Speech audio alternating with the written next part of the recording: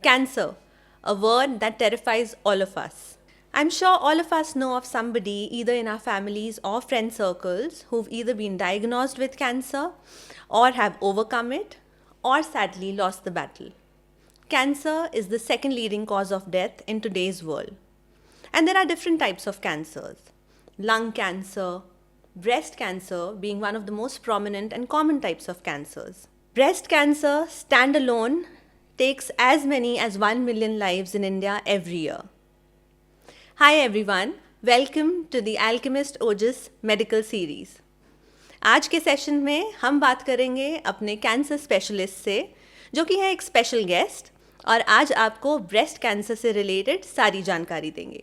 So without wasting much of your time, let's begin the show.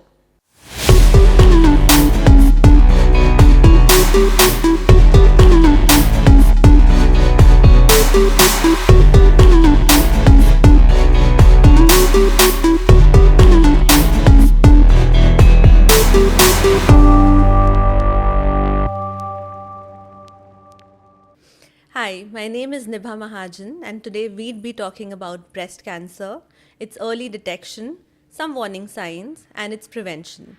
It is with great pleasure that I welcome an accomplished professional with extensive qualifications in oncology.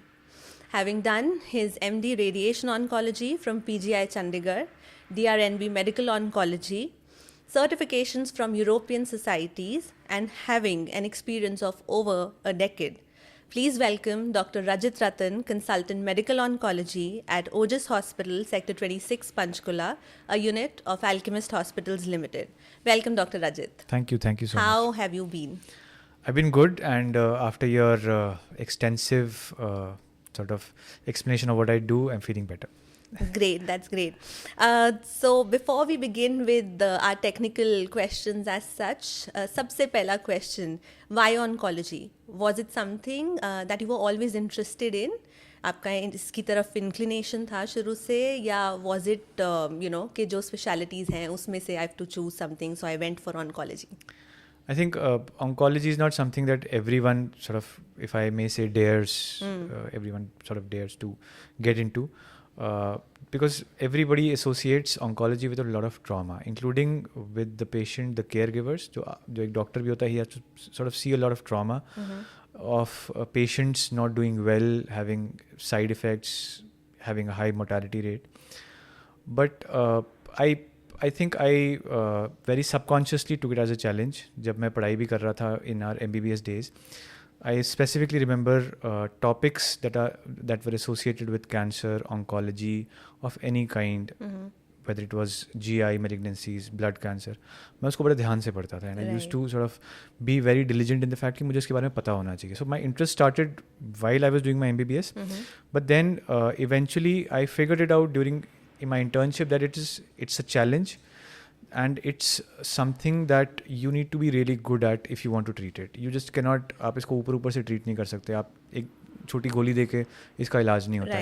It requires a multidisciplinary care, and you need to have a certain level of skill set before you go ahead and treat oncology. तो वो एक बहुत बड़ा challenge लगा मेरे को कि oncology एक चैलेंज है, इसके लिए आपको मेहनत करनी पड़ेगी. And I was drawn to it. And I'm here sitting Understood. with you. So you've completed 10 years in this industry, 10 years of being an oncologist? Right. I started my journey in PGI. That was in 2011-12. After that, I was there for about 6 years. 6 साल वहाँ पे मैंने अपना senior residency भी किया. I was at Medanta for a while before I realized that I can do medical oncology as well. So I did that in Apollo Hospital. I was in Apollo Hospital as a consultant for a while before I came back to Chandigarh. Right. Great. So beginning with our set of questions, the first one being, cancer एक ऐसा word है that terrifies us all. आप cancer word सुनोगे, so immediately it is कि इंसान थोड़े महीने अब रहेगा and then ख़त्म हो जाएगा.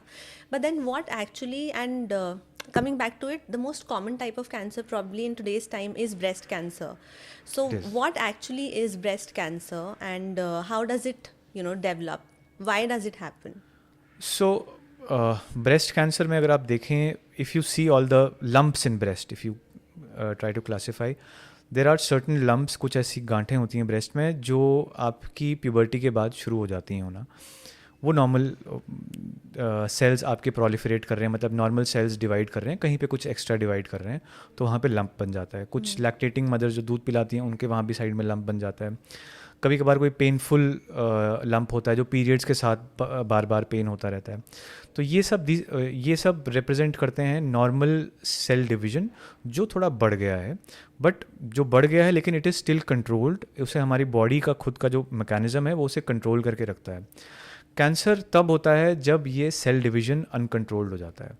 इसे हमारा शरीर जो है अब कंट्रोल नहीं कर सकता, कुछ ऐसा सिग्नल नहीं दे सकता सेल को कि भैया अब रुक जाओ, अब आगे मत बढ़ो और डिवाइड मत करो। जब उस चीज़ों को ये सरपास कर जाता है और सेल डिवीजन इंडिपेंडेंट हो जाता है तो उसे फिर हम कैंसर कहते हैं।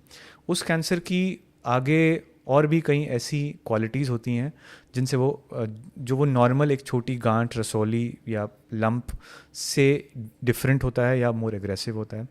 जैसे एक नॉर्मल छोटी गांठ होती है, वो चाहे जितनी भी बड़ी हो जाए वो अपनी साइट से किसी और साइट में नहीं जाएगी। ब्रेस्ट कैंसर ब्लड वेसल के थ्रू, ब्लड के थ्रू कहीं पे भी जा सकते हैं, लंग्स में जा सकते हैं, लिवर में जा सकते हैं, बोन्स में जा सकते हैं। ब्रेस्ट कैंसर के जो सेल्स होते हैं वो हमारे लिम्फ नोड्स में ट्रैवल कर सकते हैं, जहाँ अलग से वो अलग गांठें भी बना सकते हैं। तो ये कुछ कैरेक्टरिस्टिक्स ऐसे हैं जो एक सिंपल ब्रेस्ट की गांठ को, जिसे हम ब्रेस्ट लंप कहते हैं, उसको डिफरेंशिएट करता है फ्रॉम अ ब्रेस्ट कैंसर या मैलिग्नेंट ब्रेस्ट मास।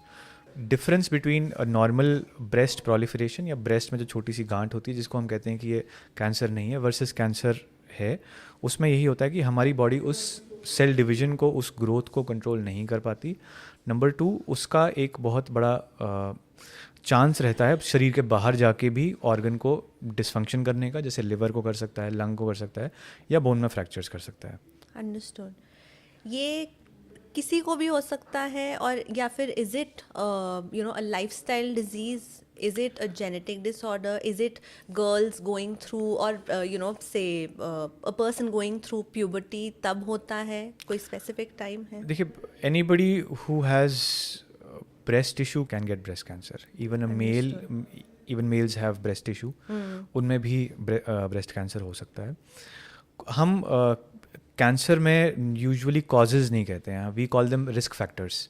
कि ऐसा कोई रिस्क फैक्टर है आप में जिससे आपके ब्रेस्ट कैंसर के चांसेस बढ़ जाएंगे। हम डेफिनेटली नहीं कहते कि इससे आपको होगा, बट डेफिनेटली इससे आपके चांसेस बढ़ जाएंगे।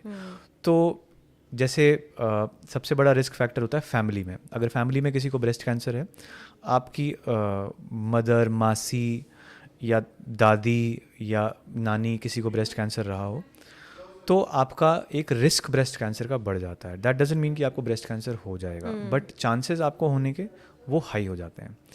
तो to answer your question, breast cancer can happen to anyone, but there are increased chances of somebody getting a breast cancer depending upon the risk factors.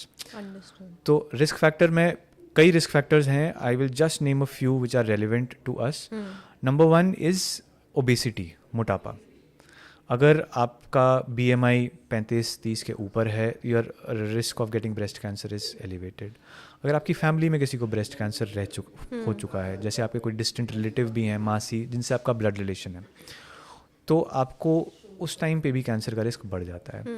एक ज़माने में हम ओरल कॉन्ट्रासेप्टिव पिल्स यूज़ किया करते थे, उसमें ईस्ट्रोजन का level थोड़ा ज़्यादा होता था। Then we later on reduced it, but that increase oestrogen levels actually caused increased breast cancer. So there is a certain type of breast cancer which is not responsive to oestrogen. वो पाया जाता है, उसको हम triple negative breast cancer कहते हैं, कि उसमें हार्मोन का कोई सेंसिटिविटी का कोई मसला नहीं होता, वो अलग से अपना इंडिपेंडेंट हार्मोनल रहता है। वो खासकर यंग फीमेल्स में पाया जाता है। उसमें देर आर टेंडेंसीज़ कि वो फेमिलियल हो। एंड इसके अलावा अलग रिस्क फैक्टर्स भी होते हैं। आपका थोड़ा खान पान, रहन सहन जितना वेस्टर्नाइज होगा उतना थोड़ा सा रिस्क बढ़ जाता है। To give you a simple example, European countries जैसे फ्रांस में every 8th woman has a breast cancer, so it's 1 in 8. In India, it's somewhere around 1 in 25 to 1 in 35. Metros में इट इज़ कमिंग क्लोज़र, अब वो धीरे धीरे करके पास आ रहा है, बिकॉज हमारी डाइट वेस्टर्नाइज हो गई है। मेट्रोज़ में हम खाना कम बनाते हैं, ऑर्डर ज़्यादा करते हैं, और हमारा लाइफस्टाइल जो है वो मोर और लेस सेडेंटरी हो गया। हम चलते नहीं हैं, लिफ्ट लेते हैं, गाड़ियों पे घूमते हैं, there's hardly any walk with that we do. So we are approaching the incidence that is happening in Europe, especially in the metros, including Chandigarh as well. But गाँव में अभी भी हमारा जैसे diet, lifestyle जो है, that makes a woman less likely to have breast cancer than in the city. Understood, right. Another risk factor that I didn't talk about is it's actually very interesting. If you change your habits to having more night duties, अगर आप ज़्यादा night duties करते हैं और आपकी circadian rhythm change हो जाती है, तो उससे भी देखा गया कि रिस्क फैक्टर बढ़ जाता है आपका. So there were certain groups of professionals like nurses and all, उनमें भी रिस्क फैक्टर देखा गया बढ़ गया है just because they were doing night duties. तो इसलिए if you have anything like that, तो make sure you sort of space it out and take the necessary precautions. Understood, right. Thank you. And how do we reduce these risk factors? I mean, job related, okay, one can work out as such. Obesity also, I mean, we let go of junk, thoda sa exercise, healthy options hum kare. But is there any concrete measure as to how do we completely eliminate these risk factors, or we can't? It's very difficult in living in a society to completely change the way we live, and that will require a concerted effort on everybody's part, और उसका effect जो होगा वो बड़ा slow होगा और बहुत ही minimal होगा initially or eventually. Right. So all you can do as an individual level is keep yourself fit, don't smoke, don't take alcohol, keep your weight under check, exercise regularly, make sure that if there is a family history you get yourself checked. इसके अलावा there's only so much we can do. हम बहुत ज़्यादा कुछ कर नहीं सकते हैं. हम और कभी भी आपको लगे, कोई भी परेशानी आपको लगे, just make sure that you know what are the warning signs of breast cancer, and if अगर आपको लगे तो just go ahead and take a consult with the doctor. Got it. And this brings me to another question. As a layman, what are the warning signs that I should go and get myself checked कि कुछ गड़बड़ हो रहा है मेरे साथ? That's a very good question. The first warning sign is if you feel a lump in your breast जो painless है. Okay. Why painless is because pain is something which we regard as bad, और हमें दर्द नहीं होता तो हम उसको डिसरिगार्ड कर देते हैं कि आई have a lump in my breast but रहने दो यार ये पेनलेस है. सो इसका ऑपोजिट, अगर वो पेनलेस है और आपको एक लंप फील हो रहा है which is hard, firm to hard, जैसे अंदर कोई पत्थर सा रखा हुआ है या अंदर कोई कुछ ऐसा है, प्लास्टिक की कोई चीज़ है, so be a little skeptical about it कि ये हो सकता है cancer. If there is any nipple discharge, if there is sometimes a reddish discharge, sometimes there is थोड़ा सा पुरुलेंट डिस्चार्ज होता है, पस सी निकल रही है, just get a little alarmed about it, get it checked as well. But not every breast cancer comes with symptoms. Sometimes breast cancer comes with symptoms which are beyond the breast. और किसी की back में pen हो गया अचानक, आप you go ahead investigate, आपने एक MRI स्कैन वगैरह कराया, यू रियलाइज़ कि एक बोन में एक लीजन पड़ा हुआ है, आप उसे आगे फॉलो अप करते हैं, पता लगता है कि वो ब्रेस्ट से आया हुआ. तो फिर या कहीं और कोई प्रॉब्लम आई है, then you retrospectively go and analyse that it has come from the breast. So उस एवज़ में आप क्या करें, उस एवज़ में उस टाइम पे you can do nothing about it because आपको ब्रेस्ट मास फील ही नहीं हुआ. So that is where the role of screening mammography comes. So screening mammography में क्या करते हैं, they take a certain group of women who are more than 40 years और उनका मैमोग्राफ किया था. Mammography is like having an x-ray done, और उसमें आपका ब्रेस्ट टिश्यू देखा जाता है, एनालाइज किया जाता है इन वेरियस एंगल्स, और उसमें जो भी आपकी कोई भी छोटा सा कोई ब्रेस्ट टिश्यू में कोई भी गड़बड़ हो उसको आप स्कोर करते हो. And then because of the experience that we have with mammographies and the other sort of literature around it we have classified various breast irregularities into various groups, और उसमें उसे हम बायरैड्स कहते हैं. उसमें अगर आपका बायरैड्स 4 या 5 आए या इनफैक्ट 3 भी आए कभी, तो you are a little alarmed कि हाँ हमें we have to go ahead and investigate little more. अगर आपको कोई गांठ दिख रही है, मैमोग्राफी हमने की, उसमें आपका बायरैड्स 1 या 2 आ रहा है, rest assured that it is not malignant because of the amount of experience that we have regarding that imaging and the characteristics that it has.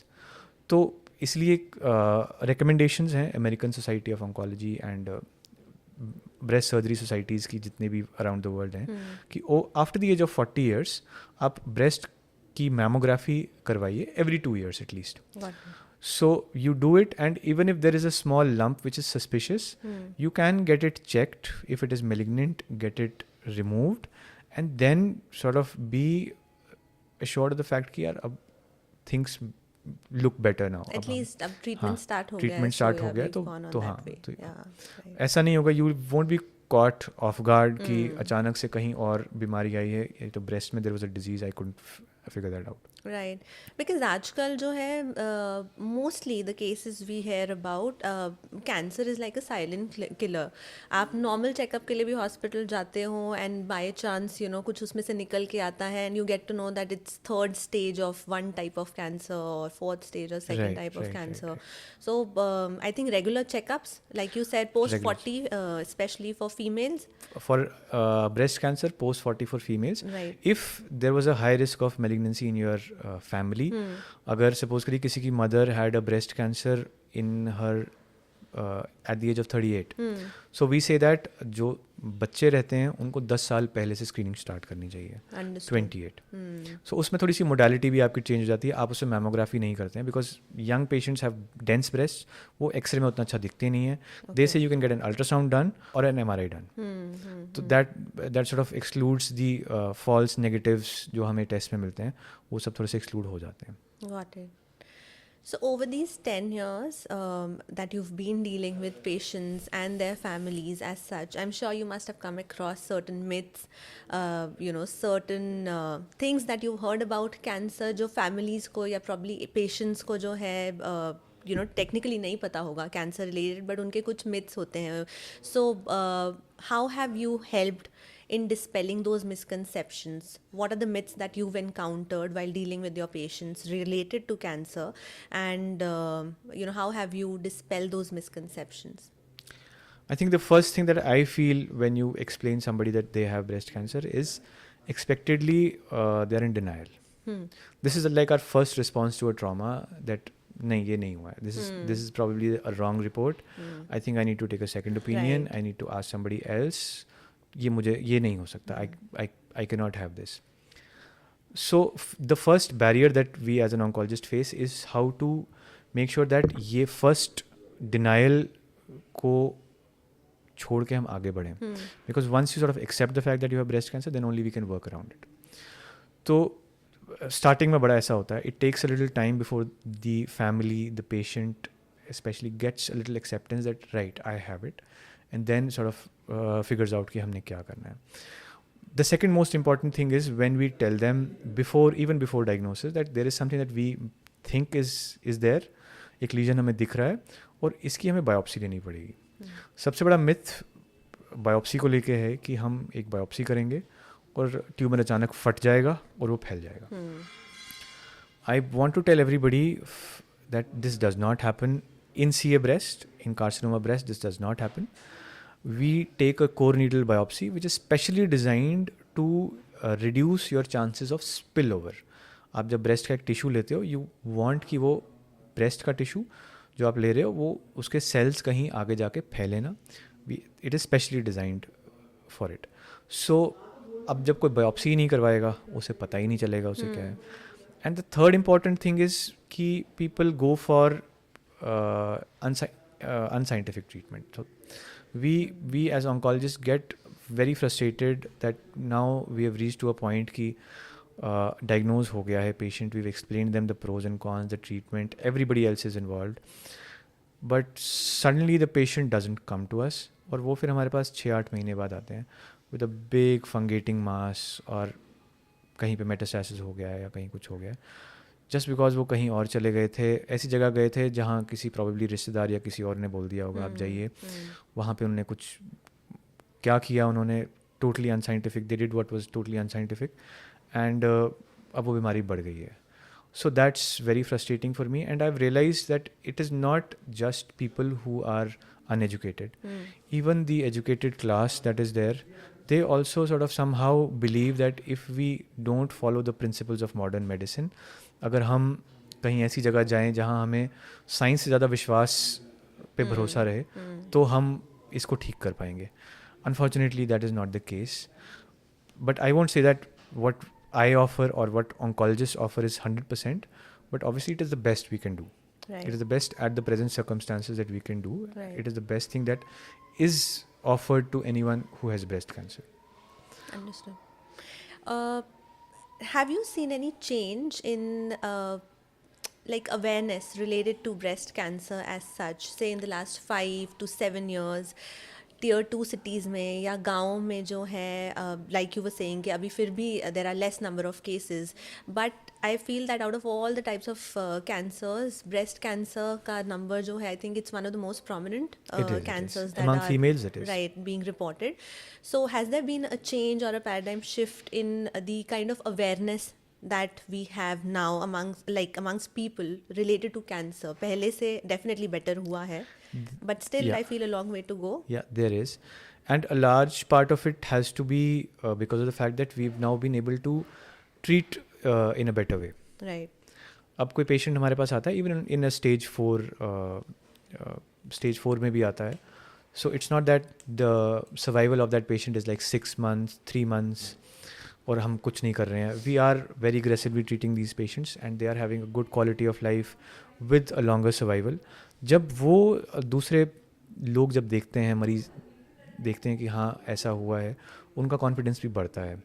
और इसका सीधा सीधा फ़ायदा यही होता है कि they have more confidence in the modern medicine. There is अ जो आपकी कॉन्वर्जेसन होती है आपके पेशेंट्स के साथ, वो in this decade has changed lot. पहले हम जब पेशेंट्स देखा करते थे, हम दवाई लिखते थे, पेशेंट जाके लगा देता था और फिर वापस आता था for next medicine. There used to be hardly any one-on-one conversation with the patients. Now the thing is, if we treat a patient, we do get asked a lot of questions. हमसे सवाल पूछे जाते हैं side effects के बारे में, इस चीज़ को कैसे कम किया जाए, ये चीज़ कैसे इम्प्रूव की जाए, मेरे को ये फील हुआ था about after my chemotherapy, I had this problem, ये problem. So we now have a very detailed conversation about our patients, about their symptoms, about their survival, about everything. तो थोड़ी सी वो उस चीज़ में ज़रूर बदलाव आया है. And definitely there is more acceptance in society nowadays. They accept the fact that हाँ ठीक है, it is what it is, Right. and then they go ahead with treatment. So there's been a positive impact, but it's still a long way to go. Understood.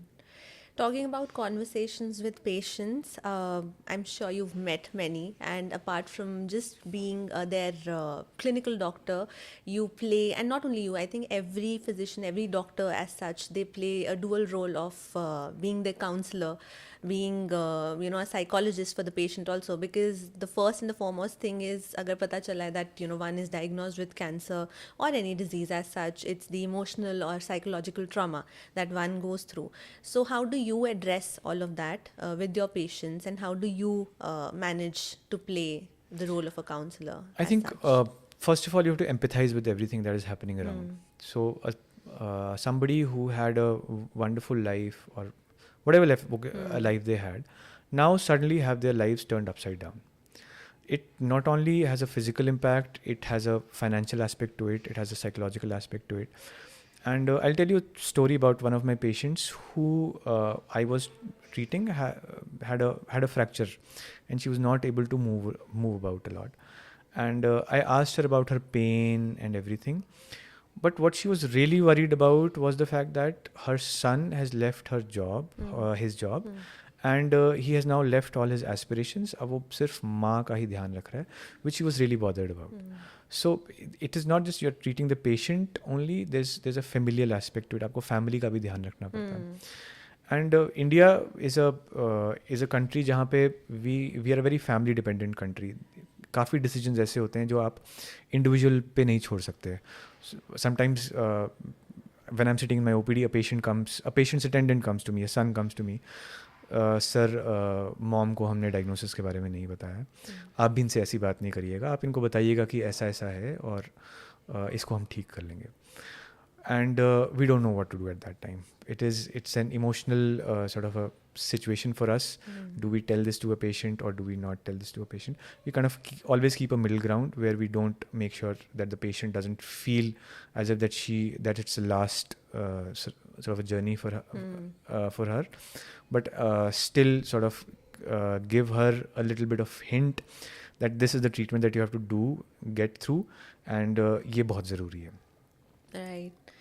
Going a little off record now, any life-changing moment that you've had, or you've had a perspective change or shift while dealing with one of your patients, or you got to know, like अभी आपने एक incident quote करा regarding a patient, you know, Right. son or mother की story जो है. Any Right. other incident that you'd like to share with the audience, जहाँ पर you felt that you know, you had a perspective change for life?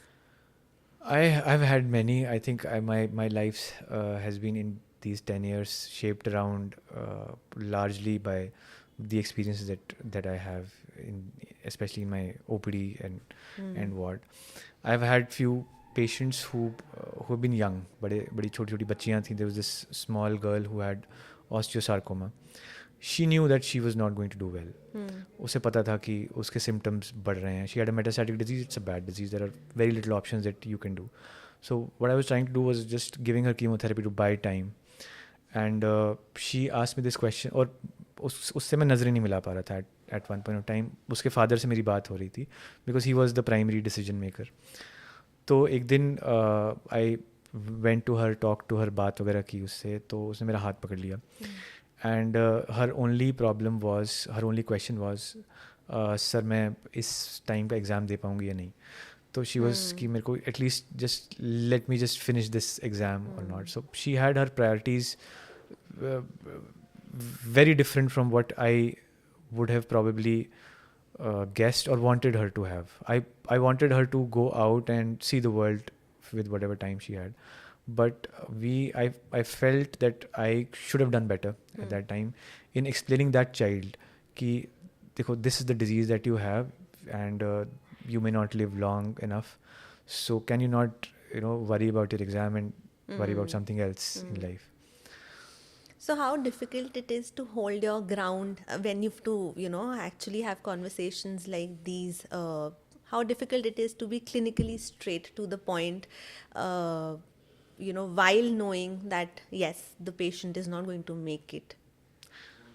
I think you need to sort of detach yourself from the emotional aspect of it. Having said that, it is very difficult. It is. I'm sure. If you're treating a patient for 3 years, 4 years, 5 years, you get to know their lives, what they're doing, and ऐसा India में specially possible नहीं है कि आपका patient आपको घर की किसी मेजर फंक्शन पे बुलाए ना. कोई शादी में बुला लेता है, कोई कुछ कर लेता है, तो you have to sometimes oblige, and then you come a little closer to them, and then to detach yourself from the emotional aspect of treatment becomes a little difficult. Right. So what we as a doctors do is we don't usually gel that well with our patients in terms of being acquainted with their private lives. हम कोशिश करते हैं to keep as professional relationship as possible, but it's a very sort of a gray area. कहीं there are times when you have to extend that hand of sometimes a caregiver as a doctor. So it's something that we sort of keep evolving into. अगर हमें लगता है कि there is घर में कोई ख्याल रखने वाला है नहीं, तो sometimes we have to take those decisions for the patient कि आपको this is something that you should do. So Dr. Rajat, there are two things. One is breast ultrasound and the other one is mammography. I've heard कि mammography में ज़्यादा radiations होती हैं. So which one would you recommend, या is there कि specific age के बाद आप mammography कराएं या breast ultrasound कराएं? It's a very good question. Yes, mammography has radiation. There is a certain amount of radiation exposure. पर मैमोग्राफी के बहुत फ़ायदे होते हैं और उसके नुकसान बहुत कम होते हैं. सबसे पहले तो नुकसान पे आते हैं. रेडिएशन बहुत कम होती है. It is like 5 rads 6 rads, जो which is considered to be sort of negligible. आजकल मैमोग्राफी की और नई टेक्नोलॉजीज़ आई हैं like digital mammography, reconstruction and all, जिसमें रेडिएशन एक्सपोजर और भी कम हो गया है. नंबर 1, वो radiation exposure is not considered to be harmful, or in other words, the benefit of mammography far exceeds the risk that it gives us with radiation. Number 2 is with mammography there's a very big advantage कि आप एक mammography की बस ले जाइए किसी गांव में और वहाँ पे आप 50-60 महिलाओं का मैमोग्राफ आप करवा लीजिए, which you cannot do with an ultrasound. Right. Ultrasound में you need a radiologist who is skilled enough, and वो एक का अल्ट्रासाउंड करके then they will provide you a report. और उसमें you are so much dependent on resources that you are not able to do it in a very large scale. अगर आपको large scale implementation करनी है screening की, that has to be with mammography. Understood. Except for patients who are young, जिसमें mammography doesn't work that well because of dense breast. एक और तीसरा important advantage of mammography is that mammograph को आप compare कर सकते हो. You have a film of a mammogram and let's say आपने 2 साल बाद लिया, you can compare those two films. Ultrasound में you can not compare it. All you can do is compare one report with your new findings, which is not exactly keeping one sort of paper on the other. कि वैसा नहीं है. So mammography is done in general population as a mass screening procedure. Individually, as somebody who has let's say is very young, number one, has certain genetic abnormalities जिसमें थोड़ा भी radiation अगर मिले तो रिस्क कैंसर बढ़ जाता है. वो दैट वी नो ऑफ, वो कुछ ऐसी हैं जिसमें हम एडवाइज़ नहीं करते हैं.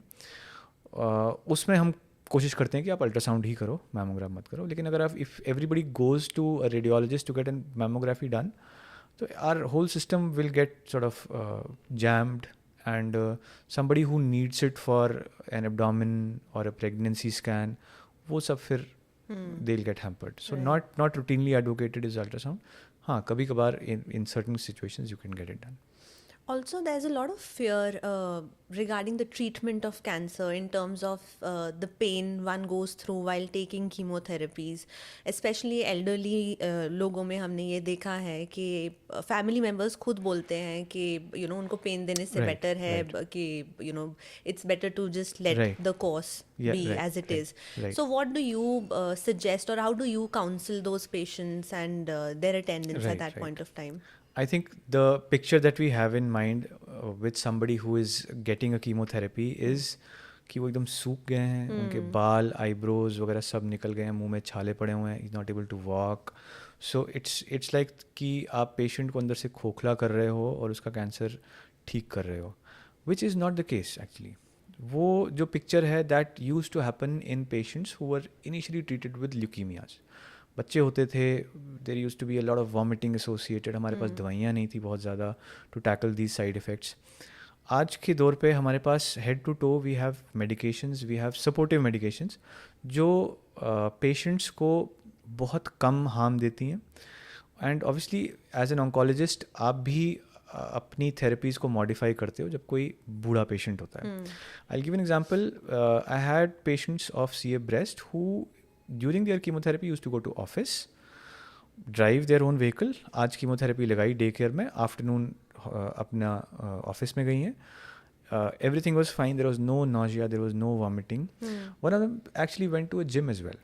She used to weight train as well. And it is important that you keep your physical activity good while you're receiving chemotherapy. थोड़ा सा एक fatigue होता है which sort of goes away. So no harm in doing that. So जो हमने picture बनाई हुई है ऑफ somebody receiving chemotherapy कि वो एकदम frail, skeletonized हो गए हैं, वैसा बिल्कुल नहीं होता है. There is hardly any vomiting because we have very good drugs which prevent it. There is hardly any increased rate of infection क्योंकि हम supportive injections, supportive therapies इतनी अच्छी हो गई हैं कि patient do feel some side effects, but they are not something which really bother them a lot. And then again, as I said, the benefit of chemotherapy far outweighs the small risk of discomfort और harm that the patient would feel. मेरे पास अगर कोई बूढ़ा patient आता है, I do have the option of giving him non chemotherapy regimens as well at times. Lung cancer आप ले लीजिए, हमारे पास इम्यूनोथेरेपीज़ हैं जो हम देते हैं. इनके सब ब्रेस्ट कैंसर जिसकी हम आज बात कर रहे हैं, हार्मोनल टैबलेट्स हैं. आप मानेंगी एक हार्मोनल टैबलेट, एक पेशेंट जिसका ब्रेस्ट कैंसर फैला हुआ है is of a certain variety जिसे हम हार्मोन पॉजिटिव कहते हैं, वो सिंपल एक tablet a day, that one tablet a day goes for at least 2.5 years. Really? Yes. Okay. And imagine that now, initially that was something which used to cost a lot, almost 1.5 lakh की पड़ती थी महीने की. आजकल वो दवाई because of Indian pharma companies, the cost has been now at around 3,000 rupees. That's amazing. Somebody with a stage 4 breast cancer जो पूरा फैला हुआ हो, hormone positive, you just have to take a tablet and probably another tablet, and on that tablet you will live for 2.5 years. And then if after 2 years, after 3 years, that disease progresses, then you can switch over to other therapies as well. So ऐसा नहीं कि chemotherapy से हम patient को सेलेक्टनाइज कर देते हैं, number 1. Number 2, there are other non chemotherapy options available as well, जो आप डिस्कस कर सकते हैं अपने डॉक्टर के साथ if you have concerns regarding the side effects of chemotherapy. That's amazing. I mean, if looking at the cost also, because पहले इतना afford नहीं कर पाते थे लोग, and इसीलिए छोड़ देते थे treatments midway. But with what you're telling, I'm sure this will be very informative to all our audience, and they'll definitely be more interested in knowing. So we'll definitely be coming up with more and more sessions around the same. Another thing is कि अगर basic common person को हमें समझाना हो कि cancer का treatment, breast cancer का treatment क्या है, so how would we explain that? So हम डिवाइड करते हैं मोटा मोटा ब्रेस्ट कैंसर को into 2 parts. One is the disease which is localized, सिर्फ ब्रेस्ट में ही है. वन इज़ जो डायग्नोसिस पे या डायग्नोसिस के बाद फैल चुकी है, बोन्स में है, लिवर में है, लंग्स में है. इसमें भी आगे डिविजन्स रहते हैं विच आर नॉट रेलिवेंट. अभी मैं बात करूँगा तो बहुत लंबी टाइम हो जाएगी. तो जो लोकलाइज रहता है उसमें हम सर्जरी से ब्रेस्ट टिश्यू निकाल देते हैं, ट्यूमर निकाल देते हैं. कीमोथेरेपी से हम उस ब्रेस्ट कैंसर को के वापस आने के चांसेस कम कर देते हैं. रेडियोथेरेपी में हम उसके लोकली वापस आने के चांसेस कम कर देते हैं. तो हमारा intention in early stage tumour, localise tumour ये रहता है कि ट्यूमर को निकालो और chances of it coming back को जितना आप कम कर सकते हो उतना कम कर दो. So I'll give an example. If somebody has a stage 2, stage 3 tumor and you just do surgery, तो ठीक है, maybe 50% or 40% of them will be fine in their lives. But there will be 60% patients who will have a disease recurrence locally या कहीं और. उसको कम करने के लिए to make it at least less than 10%, 5%, हमें both radiation और chemo का सहारा लेना पड़ता है. And then comes disease जो फैली हुई है.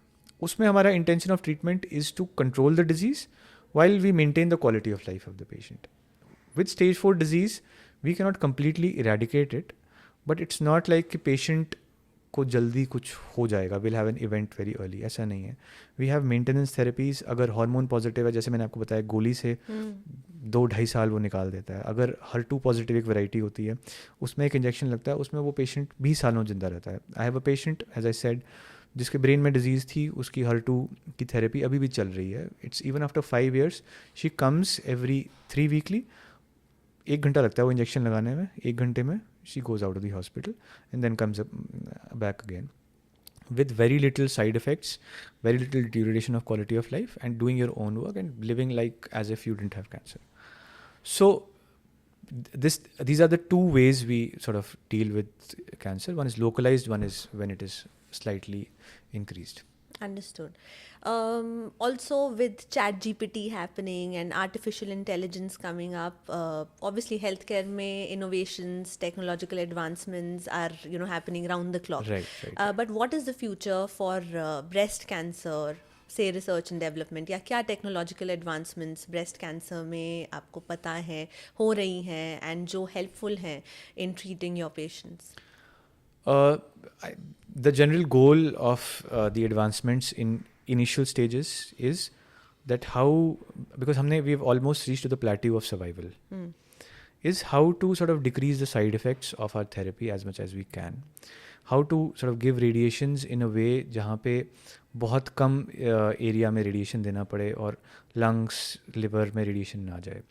हम ऐसी कीमोथेरेपीज़ दें जिनसे बाल नहीं, because it's a major concern for females कि अगर आपके बाल चले जाते हैं, there is a lot of loss of self confidence, which is sad but it is true. अगर आपकी ज़्यादा तो साइड इफ़ेक्ट्स कैसे कम किए जाएं? आप ऐसी सर्जरीज़ हों जिनमें आपका पोस्ट सर्जिकल प्रॉब्लम ज़्यादा नहीं हो. जैसे आजकल हम सेंटिनल लिम्फ नोड बायोप्सीज़ करते हैं, we have these available in our hospital. उसमें आप पूरे एक्जिला के लिम्फ नोड्स नहीं निकालते हैं, आप छोटी सी डाई डालते हैं, you identify 3 lymph nodes, you remove them. So आपकी जो आर्म है, नॉर्मली ब्रेस्ट कैंसर के पेशेंट्स आप देखेंगे पोस्ट सर्जरी उनकी आर्म फूल जाती है. That doesn't happen now any more because we do these things. For stage 4 cancer there is a wonderful technology that has come up which was not there before 2000. It is called as next generation sequencing. Next generation sequencing is in itself a very big topic. मोटा मैं आपको बता देता हूँ. उसमें हम एक patient का जो ट्यूमर टिश्यू है उसे हम लेते हैं, we identify all the mutations that are present there, और कौन सी म्यूटेशंस है which are driving the tumour, and do we have a target for that. नहीं है तो वी मेक इट, अगर है तो we then give it to the patient, and then उस टारगेट को अगर आपने हैम्पर कर दिया तो ब्रेस्ट proliferation कम हो जाती है. तो not only you can not just not rely on chemotherapies any more, you have these targeted therapies that you can give, and the patient's quality of life and longevity are increased. That's commendable. Right. So with this, we come to an end of today's session. Thank you, Dr. Rajat, for joining us, and Thank thank you. you for your valuable time. Thank you so For much, our ma'am. audience, we'll see you again soon. Thank you very much.